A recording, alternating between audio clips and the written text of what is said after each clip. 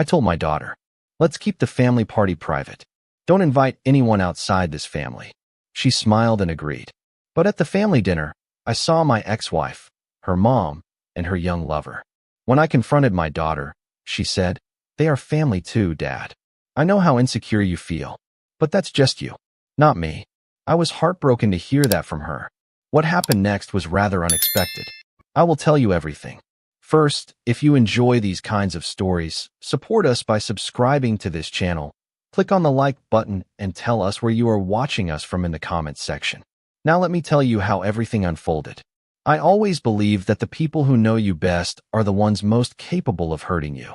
That became an unavoidable truth in my life the day my daughter looked me in the eye and smiled, knowing full well she was about to betray me. My name is Raymond Carter. I'm 56 years old, recently retired from a 30-year career in logistics, and divorced, officially, for the last 4 years, though the marriage had been dead long before the paperwork caught up. What stayed alive was my commitment to my daughter, Elise. I made sure she never had to feel the impact of the breakdown between her mother and me, not financially, not emotionally. I paid her tuition. I bought her a car. I covered her rent when she wanted to live off campus. And even when her mother moved in with the man she left me for, a guy barely older than our daughter, I kept my mouth shut for Elise's sake. I didn't want to poison her view of either parent, even when I was swallowing bitterness with my morning coffee. But recently, I'd started to realize that silence can be misinterpreted. She thought I was soft. She thought I was too broken to hold a line. That was her mistake. The idea for the family dinner came to me during one of those rare, quiet mornings when the house felt too empty. Thanksgiving was coming up, and I didn't want another cold, take-out meal alone with the TV. I wanted to remember what it felt like to gather with people I once considered family. Not the extended chaos of 50 guests, just our blood. I told Elise I wanted to host something intimate. Just family, I said. No friends, no extras, just the people who share the name or the history. She was cutting strawberries at the kitchen island, still wearing my old high school hoodie like she used to when she was 12. She looked up, smiled, and said, "Of course, Dad. It'll be nice to have something just for us." I remember nodding, feeling a rare flicker of warmth in my chest. That should have been my red flag, the warmth. Whenever I felt hopeful these days, it usually meant I was about to get hit with something cruel. The week leading up to the dinner was oddly smooth. Elise even helped me plan the menu. She texted me grocery lists. She picked up the flower arrangements I ordered from the shop her grandmother used to love. I watched her move through the house like she still lived there full-time, dropping her bag in the corner, flipping channels while I cooked, humming as she scrolled through her phone. It made me forget, for a moment, that things were ever tense between us. I wanted to believe that we'd turned a corner, that maybe she saw me not just as a checkbook or a placeholder for when her mother wasn't available, but as her father. I should have known better. I've learned that people don't show you who they are when things are good. They show you when you ask for one small thing, and they deliberately break it. The night of the dinner, I wore the only sport coat that still fit me well and cleaned the house top to bottom. I even polished the damn silverware I hadn't touched in years. The doorbell rang around 6. My sister arrived first, her 2 boys trailing behind her like ducklings. Then my brother, solo as always, with a 6-pack and a story about someone yelling at him in traffic. The house started to fill with laughter and the clinking of glasses. I was in the middle of carving the turkey when Elise appeared at my side and whispered, "I hope you don't mind. I invited a couple of extra people." I stopped mid-slice and looked at her. "Who?" I asked, though I already felt the answer crawling up the back of my neck like ice. She gave me a vague smile and said, "You'll see." And then she turned and walked toward the door just as it opened again. There she was. My ex-wife, in a blood-red dress, holding hands with her boy toy like they were prom royalty. I felt everything inside me freeze. The conversations in the room dulled into white noise. My fingers clenched the knife. I looked at Elise, who stood between them like a proud hostess, beaming as she gestured them in. I stepped away from the table, slowly, trying to keep my face neutral. "Elise," I said, "can I talk to you in the hallway?" She sighed like I was interrupting a game, followed me out, and before I could say a word, she raised her chin and said, "Dad, I know how insecure you feel about Mom and Jeremy, but that's your problem. Not mine. Their family, too. For a moment, I couldn't breathe. It wasn't the presence of my ex. It wasn't even the smug smile on Jeremy's face. It was hearing my own daughter call me insecure for having a boundary. Like I hadn't spent years picking up the shattered pieces of a life that woman destroyed. I stared at Elise, willing her to take it back, to blink and realize what she'd done. But she didn't flinch. She was so sure I wouldn't do anything, that I'd smile through it, that I'd fold again. I nodded once, turned on my heel, and walked back into the dining room. My hands weren't shaking anymore. They were steady. I walked straight to the security guard I'd hired through the event service. I leaned in and said, "Remove the woman in the red dress and the man she came with. Now." The security guy looked stunned for half a second, then nodded. When he approached my ex, she laughed like it was a joke. When he repeated that she had to leave, she turned to me and shouted, "Really, Ray? You're still this pathetic? You're throwing me out of a family dinner like a bouncer at a bar." Everyone froze. I said nothing. She kept shouting. I still said nothing. As she was let out, she cursed me 6 ways to Sunday. But I didn't blink. I let her humiliate herself. She thought she was embarrassing me, but all she did was prove why she should have never been allowed in the house again. And Elise? She stood rooted in the hallway, watching it unfold like a stranger. Like she hadn't caused it. Like she was the victim of some uncontrollable chaos. I didn't speak to her for the rest of the night. I didn't have to. The silence said enough. The thing about public humiliation is that it rarely starts in public. It begins in the privacy of your own home, in the stillness of a moment where someone looks you in the eye and decides you don't matter enough to respect. That was how it felt the second Elise told me they were family too. It wasn't just a matter of her breaking a promise. It was the realization that somewhere along the line, my daughter stopped seeing me as the anchor of her childhood and started seeing me as the obstacle to her curated version of modern love. Maybe it was years of biting my tongue, trying not to be the bitter ex. Maybe it was that I paid too many bills and asked too few questions. Or maybe it was just that she took her mother's side the day her mother decided to rewrite the story of our marriage to make herself the hero. Either way, when the front door closed behind my ex-wife and her boy toy, it felt like something far more permanent had been thrown out along with them. The house settled into a thick, uncomfortable quiet. My sister kept eating like nothing had happened. God bless her ability to ignore drama unless it was printed on a wine label. But everyone else exchanged glances, murmurs floating like static. Elise didn't come back to the table. She stayed in the hallway, probably texting her mother or working up a new speech about how emotionally immature I was. I could feel the eyes on me, some curious, some judgmental, some just trying to figure out if dessert was still happening. I stood at the head of the table and cleared my throat. "I apologize for the disruption," I said, keeping my voice even. "Let's continue. The food's getting cold." Nobody argued. My brother cracked a joke about stuffing, and slowly, conversation resumed. But I wasn't listening. I was watching the hallway, waiting to see what Elise would do. She didn't reappear until the plates had been cleared and the coffee was being poured. She walked in with that same calm defiance I'd seen in her mother 100 times before. A tilt of the head, the arch of a single eyebrow, the quiet confidence of someone who thought she had the moral high ground. She sat across from me, folded her hands, and said, "You didn't have to humiliate her like that. You made a scene in front of the whole family." I let the cup of coffee hover near my lips, taking in her words one at a time. "I asked for one thing," I said quietly. "One boundary, and you decided it didn't apply to you."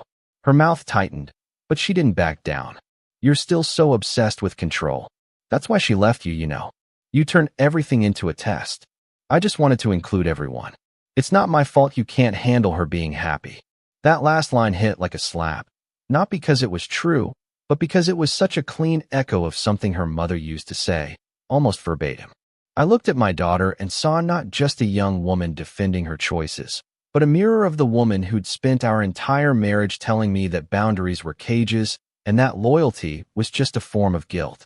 I stood up without another word and began clearing the table. If I stayed seated, I might have said something I couldn't take back.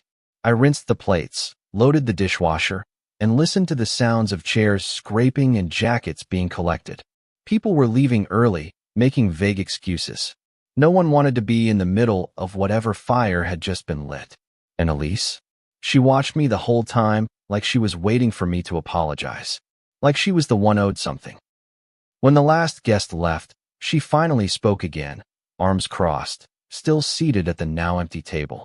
You think you can punish me by embarrassing Mom? I dried my hands on a dish towel and looked at her squarely. No, I didn't do it to punish you. I did it because I'm done letting people walk into my home and disrespect me. You brought her here knowing exactly how I'd feel. You forced the confrontation. Don't get upset because you got a reaction. She blinked, just once, but it was enough to let me see the flicker of doubt in her. Good.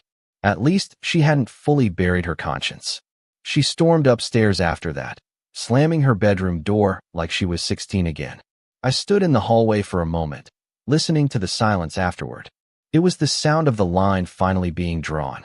Not in anger, not in bitterness, in certainty. That was the last night she stayed in that house. The next morning, she came down with her duffel bag packed and her keys in her hand. I'm going to stay with Mom, she said, without looking at me. For a while. I nodded once. Okay. She waited. I said nothing else. She wanted a fight. I wouldn't give her one. I wouldn't chase her down or beg her to reconsider. She walked out the door just as quietly as her mother had years ago. The only difference was, this time, I didn't collapse behind it. I made a pot of coffee. I sat on the back porch. And I made a list. I stopped the tuition payment first. It was scheduled to go out that week. $6,000 straight to her college account. Canceled. Then I called Verizon and shut off the phone I paid for. Next, the car. Leased under my name, insurance on my card, maintenance covered by me. I didn't take it back. I just stopped paying. When the first payment bounced, they'd contact her. She wanted to be an adult. She could handle the adult version of choices and consequences. I didn't do it out of revenge. I did it out of principle. I wasn't going to bankroll my own betrayal. Not again. Elise had made it clear. She chose her mother, and her mother's version of family, over the man who had been there for every scraped knee, every late-night anxiety spiral, every tuition form and car breakdown. She wanted to act like I was just some controlling old man clinging to power. Fine. Let her see what life is like without my money making her decisions easier. It took exactly 3 days for the first text to come through, sent from a different number. Dad, my phone's not working. Did something happen? I didn't respond. Then another. I just got a notice about my tuition. What's going on? Still nothing from me. Finally, are you seriously doing this because I went to Mom's? That one made me pause. I almost wrote back. Almost. But then I remembered her face that night at the dinner table. The way she spoke to me like I was the one ruining everything. The way she turned my pain into her punchline. And I put my phone down. After Elise left, the house didn't feel quiet. It felt vacant. There's a difference. Quiet is something you choose. You come home, close the door, pour yourself a drink, and enjoy the stillness. But vacancy is something that hollows out a place from the inside. It's the echo of footsteps that no longer fall. The faint scent of someone's shampoo on the towel they forgot to pack. The toothbrush still in the holder because they assumed they'd be back before the week ended. I walked through that house like I was moving through a memory, not a home. And every room whispered some version of the same question. Did I go too far?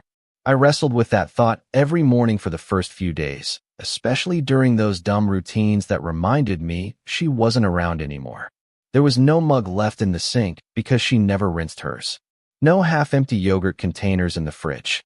No music blaring from upstairs while she got ready for nothing in particular. I should have felt peace. After all, I'd drawn a boundary and stuck to it. But the truth was, I felt like a man who'd just cut off his own limb to escape a trap. Sure, I was free, but I was bleeding too. I missed her. I missed the daughter I used to know before all this resentment took root and twisted her view of me. But I also knew I couldn't let missing her make me weak. Missing someone is not the same as letting them disrespect you. I had to keep reminding myself of that every time my phone buzzed with another message I refused to answer. The messages started off polite, almost hopeful. Hey Dad, just checking in. Then, I'm really struggling to cover the car payment. Can we talk? I ignored those too. The silence was louder than any lecture I could have given. A few days later, her tone shifted. Now the texts came with bite. Wow. Real mature. You're punishing me like a child because I made a choice. Then, you're really showing your true colors, huh? That one stung more than it should have. Because I was showing my true colors, and maybe, for once, that wasn't a bad thing. I'd spent so long wearing the mask of the easygoing father, the understanding ex, the man who never rocked the boat, even while it sank under him. Maybe it was time they all saw what it looked like when I finally stood up for myself. The real test came a week later. Elise showed up. No warning. No call. Just knocked on the door one Tuesday afternoon like it was still her home. I opened it, and there she stood, hair pulled into a messy bun, hoodie sleeves over her hands, face tight with some cocktail of anger and guilt. She didn't hug me, didn't even smile, just pushed past me like she still owned the floor beneath her feet. "We need to talk," she said. I closed the door slowly, leaned against the frame. "Talk then." She spun around to face me in the living room, the same spot where she used to open Christmas presents and collapse on the couch with midterm stress. "I can't believe you actually cut me off. Tuition, phone, car, everything. You know I can't cover all that right now." I crossed my arms. "You're right. I do know. And yet, you made your choice anyway." Her voice climbed higher, emotions bubbling to the surface. "I didn't choose anything. I just didn't want to be forced into picking sides." I took a breath, slow and deliberate. "You brought your mother and her boyfriend into my house after I asked you not to. That was a choice, Elise. Don't pretend like you didn't know what it would do to me." She rolled her eyes, a gesture that felt like nails dragged across every nerve in my body. "You're making this so dramatic. It wasn't about you. It was about me wanting everyone there. Why can't you just let things go?" That was when I snapped, not loudly, not with shouting, but with words so calm they sliced sharper than any scream. "Because I'm tired of being the only one letting things go. I let your mother cheat. I let her lie. I let her take half of everything. And I still wrote the checks. Still showed up. Still smiled for your sake. I let it go for years, Elise. And the one time I asked for something, you spit in my face and call it insecurity." Her mouth opened, but no words came. For the first time in that entire mess of a conversation, she looked like she might understand just how deep the wound really went. Not just from that night, but from everything that led up to it. But instead of apologizing, she pivoted, like her mother always did. "So what now? You're just going to abandon me?" I walked past her and picked up a folder from the counter, copies of her car lease, the tuition records, even the phone bill breakdown. I handed it to her. "No, I'm giving you what you've asked for. Independence. You don't want me setting the rules? Fine. But independence comes with responsibility. You want to stay with your mom? Then let her carry the weight. You're not 12. You're in college. Figure it out." She didn't cry. I half expected her to. She just stared at the papers, then at me, like she didn't recognize the man in front of her anymore. And maybe she didn't. Maybe for too long, I'd been too afraid to let her see this side of me, the part that could be stern, the part that didn't budge, the part that had limits, even for the person he loved most. "This isn't who you are," she whispered. I nodded. "Maybe not, but it's who I have to be now." She walked out with the folder clutched to her chest and didn't look back. The door clicked shut, and I exhaled for what felt like the first time in hours. That night, I sat alone on the couch, drinking coffee that had gone cold long ago. My phone buzzed a few times, friends checking in, probably having seen Elise's cryptic social media posts. I didn't answer. I didn't know anyone in defense of my choices. I'd spent my life trying to be everyone's rock, but I was done holding together foundations that only cracked when it suited the people standing on top of them. I wasn't throwing Elise away. I was just refusing to let her continue taking me for granted. Maybe one day she'd understand. Maybe not. But I was finally learning that peace isn't something people give you. It's something you claim for yourself, even if it means being alone. I didn't expect the silence to last, but I didn't expect the firestorm either. When you raise a daughter, especially one who grew up in a split home, you come to expect that every emotional ripple has an undertow. What I wasn't prepared for was how quickly Elise turned the narrative into something public. Within days of that last visit, I started hearing from people I hadn't spoken to in months, some with concern, others with not-so-subtle judgment. The messages trickled in like water under a locked door. A former coworker messaged, Hey, just saw Elise's post. Everything okay? My sister called and led with, so, is it true you cut her off because she stayed with her mom? The wording was always tilted, like someone had handed out talking points. And I didn't have to guess who the source was. Elise had taken to social media, not directly naming me, of course, but posting those carefully vague, emotionally loaded statements. Funny how people say they love you, but their love disappears the moment you stop obeying them. Then a photo of her and her mother at brunch with the caption, "Real family" shows up. I'll admit it, those posts hit hard. Not because they were clever or accurate, but because they told me something I didn't want to accept. Elise wasn't just hurt. She was choosing a version of the story that made her the victim and me the villain. That was harder to swallow than anything her mother had ever done. Because while I expected betrayal from my ex, I never thought my daughter would turn our private pain into a public performance. And yet, there it was. Likes, comments, sympathy rolling in from people who knew nothing about the years I spent holding that girl's life together while her mother unraveled ours behind closed doors. The real breaking point came a week later when an old neighbor stopped by. His name was Leo, an older guy who used to live 2 doors down before he moved closer to his grandkids. He'd always been a quiet, no-nonsense type, the kind of man who said more with a look than most could with paragraphs. I hadn't seen him in over a year, but there he was on my doorstep, holding a 6-pack of root beer like we were still in the suburbs during a summer block party. I invited him in, and we sat on the back porch, the silence between us thick but oddly comforting. He finally broke it after his second drink. "Saw the posts," he said. "She's hurting, but she's also twisting the knife." I raised an eyebrow. "You on her side?" He shook his head. "I'm on the side of people who learn from pain. You gave her the tools, Ray. You gave her everything. At some point, she has to learn that consequences don't mean cruelty. They mean growing up." I didn't respond right away. I just stared out at the backyard, the grass I used to mow while Elise did cartwheels. The fence I'd built after the divorce, needing something, anything, to feel like I still had control over my environment.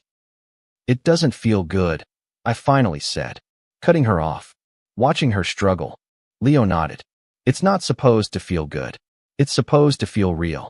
That's what makes it count." He paused, then added, "She'll come around. Or she won't. But either way, you stood up for yourself. That's what fathers are supposed to do. Not just provide, but teach." That line stayed with me long after Leo left. Not just provide, but teach. I'd spent so much of my life focused on the providing part that I'd let the teaching fall by the wayside. And now, this mess, this heartache, was my syllabus. The next day, I received an email from her school. Not from Elise. From the school. It was a notice of outstanding balance and a pending withdrawal hold due to non-payment. I stared at the screen for a full minute, blinking at the clinical language of financial cutoff. It felt surreal. Just weeks ago, I was the guy making automatic payments, setting reminders for bookstore fees and meal plans. Now I was watching my daughter's academic life dangle by a thread because she'd chosen to burn a bridge I didn't want to have to rebuild. I considered calling. Just once. Not to fix it, but to ask if she understood what was happening. Then I remembered the last words she said to me in that living room. "This isn't who you are." And I realized maybe she was right. Maybe it wasn't who I used to be, but it damn well was who I needed to be now. That weekend, her mother called. First time in years she'd dialed my number directly. I let it ring out. She left a voicemail. I'll never forget the sound of her voice, soft, syrupy, weaponized in a way only she knew how to do. "Ray, I really think this is getting out of hand. Elise is struggling.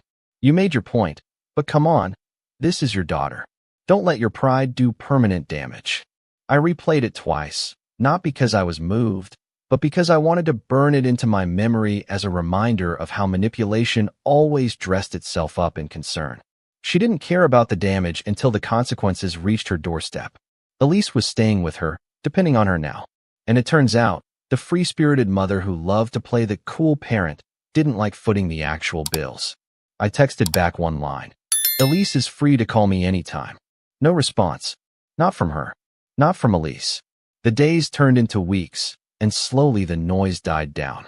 The posts stopped. The texts dried up. People stopped asking. And the silence that followed wasn't vacant this time. It was cleansing. I started waking up earlier, cooking meals for one without sadness. I went to the gym again. Even met a woman from my volunteer group for coffee. Nothing romantic, just two adults talking like adults.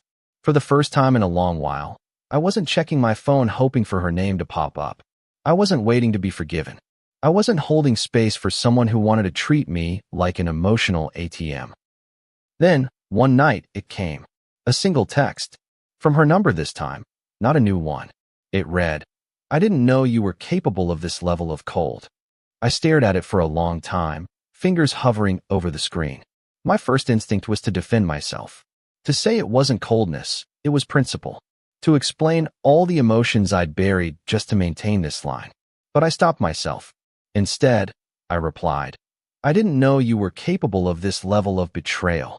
No more. No less. She didn't respond. It had been a month, maybe a little more, since I last saw or heard from Elise when the knock came at my office door.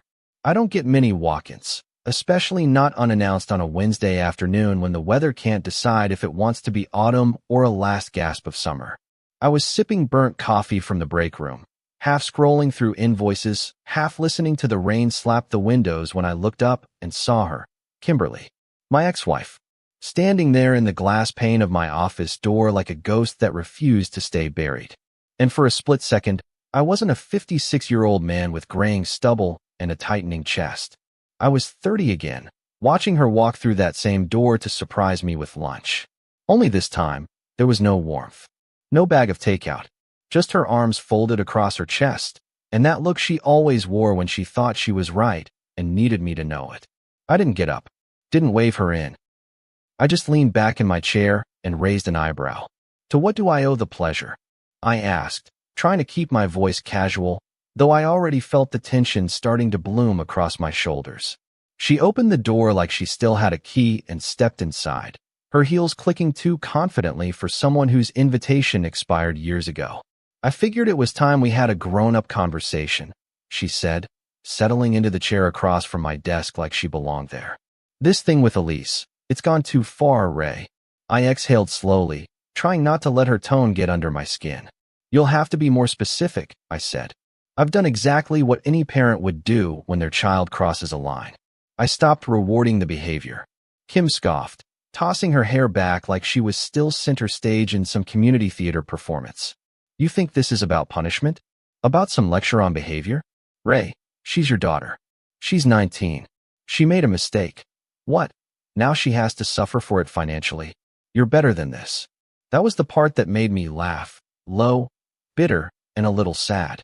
"Better than this?" I repeated. "You mean better than holding someone accountable?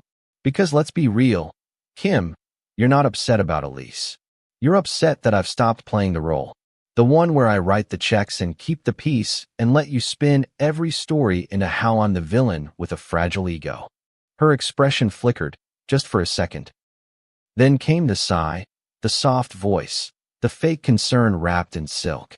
"She's struggling, Ray. She's embarrassed. Do you know how hard it was for her to admit she couldn't afford tuition this semester? How scared she is to lose her spot?" That's when I leaned forward, resting my elbows on the desk and looking her dead in the eye. Then maybe she should have thought about that before she disrespected the one person who's been consistent in her life since you ran off with a guy young enough to still get carded. Her mouth opened, but I wasn't finished. "You want to talk about mistakes? Fine. We all made them. But I spent years cleaning up yours, for her sake. I paid the mortgage while you figured out who you were. I covered the school trips, the therapy sessions, the damn braces. And I never asked for a thank you. Just respect. That's it. One line. One damn request." My voice cracked, not with rage, but exhaustion. The kind that seeps into your bones when you've carried the weight for too long and finally decide to put it down. Kim didn't answer right away. She just stared at me, like maybe for the first time she was seeing the toll all this had taken. Then she stood, slowly, brushing invisible lint from her blazer. "She'll hate you for this," she said softly. "Maybe not today, maybe not next year, but one day, she'll remember who turned his back." I stood, too, calm, measured, unshaken. "Maybe," I said. "Or maybe she'll remember that I was the first person in her life who who showed her that love and limits can exist in the same space. Kim didn't reply. She walked out with the same self-righteous strut she always had. But this time, I didn't watch her go. I sat back down and opened my laptop. I had work to do, bills to pay, a life to live. That night, I poured myself a drink and sat in the backyard, the wind picking up just enough to make the trees hum. I looked at my phone again. Still no message from Elise. And yet, for the first time since all of this began, I didn't feel anxious about it. I didn't feel like a bad father. I felt clear. There's a strange peace that comes from accepting that you can't fix someone else's perception of you. That no matter how much you give, if the other person's lens is cracked, they'll always see distortion. Elise didn't need more money. She didn't need more apologies. She needed to learn what accountability feels like when it knocks, not whispers. And as I sat there, listening to the wind and the distant sound of a neighbor's TV, I thought about all the times I'd bent over backwards to keep the family ship afloat. All the birthdays where I'd smiled while watching her mother open gifts I'd paid for with hands that still ached from work. All the nights I stayed awake worrying about Elise's future, her safety, her heart. And I realized something. Maybe this chapter wasn't about Elise betraying me. Maybe it was about me finally stepping out of the role of savior and letting her walk her own path, even if it led her into walls she needed to hit to grow. My phone buzzed again. Another message. From a mutual family friend this time. Elise says you're being cruel. Want to talk? I didn't answer. I just turned the phone face down and let the silence carry me into the night. I wasn't being cruel. I was just done being the soft landing. She wanted independence. She had it now. But freedom always comes with a price, and everyone, eventually, has to learn how to pay. There's a certain stillness that settles into your life after a storm. Not the immediate calm, but the slow, deliberate quiet that comes weeks later when you realize the damage is done and you're still standing. That's where I was by the time December rolled around. The leaves had fallen, the air turned sharp, and the silence in my house had gone from aching to almost sacred. No more voicemail alerts. No more texts laced with guilt or venom. Just my own breathing, my own coffee brewing in the morning, and the sound of the furnace kicking on at night. And I'll be honest, it wasn't joy I felt. It wasn't triumph. It was something older, heavier. A sense of earned peace. The kind that only comes after you finally stop letting people treat you like a lifeboat while they set fire to the ship. Elise hadn't reached out again. After that final text exchange, her calling me cold, and me telling her she'd betrayed me. There was nothing. I watched Christmas inch closer on the calendar, and for the first time in over 2 decades, I didn't make plans for it. No tree, no garland, no talk of holiday dinners. I bought myself a steak, a bottle of wine, and decided I'd spend the day with an old Clint Eastwood marathon and nobody asking me to be anything other than exactly who I was. Still, I'd be lying if I said I didn't think about her. Not in the way a man regrets his decisions, but in the way a father mourns a version of his child that no longer exists. I didn't miss the Elise who had rolled her eyes at my pain or orchestrated her mother's entrance like it was some bold act of defiance. I missed the kid who used to fall asleep on my shoulder during movies. The teenager who'd call me in tears after a fight with her mom, asking me to come pick her up. That girl felt like someone I used to know in another lifetime, like a dream I'd woken up from. But something happened I didn't expect, right before the holidays. I was walking through the grocery store, getting the few things I needed for my low-key Christmas, when I heard a voice call my name. I turned, and there she was. Elise. Not in the curated perfection I'd come to expect from her Instagram photos. She looked tired, makeup-free, wearing an oversized hoodie and sweatpants, pushing a cart with half a dozen budget brand items and a frozen lasagna. She froze when she saw me, like a kid caught sneaking out past curfew. I nodded once. Elise. She swallowed. Hi. We stood there for a moment, awkward and brittle. Then she said, I wasn't expecting to see you. I shrugged. I live here. Still gotta eat. She laughed, but it was hollow. Yeah, me too.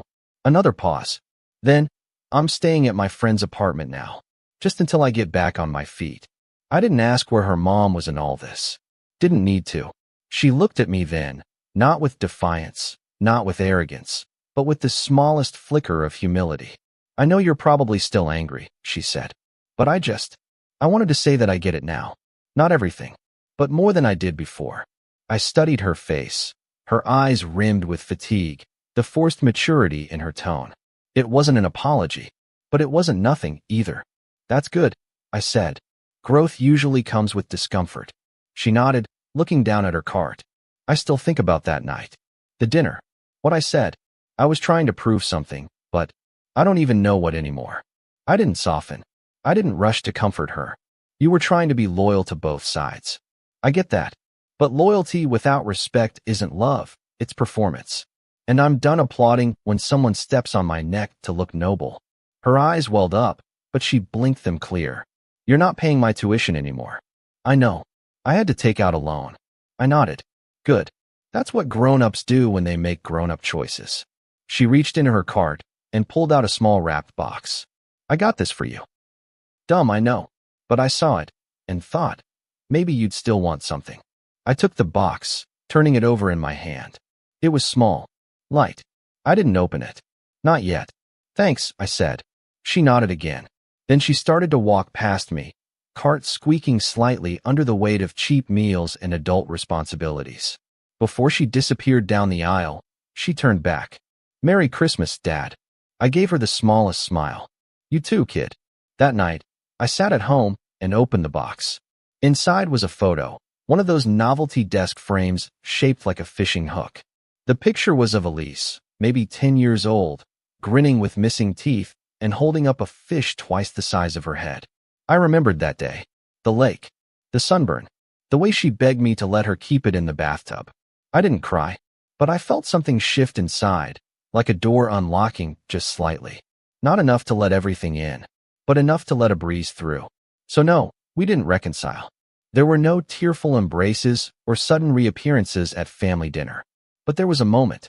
A small, honest exchange between a father and a daughter who had both been wounded by pride, distance, and too many unspoken expectations. I didn't call her. I didn't resume payments.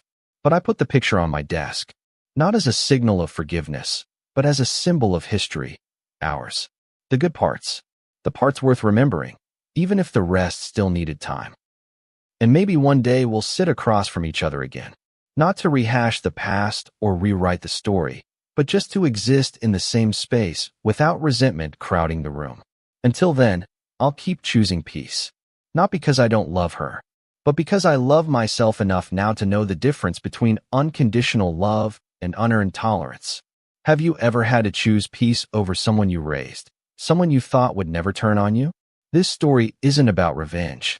It's about surviving heartbreak, holding your ground, and realizing that love without boundaries will break you every time. If you've ever had to protect your peace, even from your own family, drop a comment and share your story. And if this one hit close to home, don't forget to like, share, and subscribe for more real stories that speak the truth about family, betrayal, and finding your voice when it matters most. See you soon in the next story.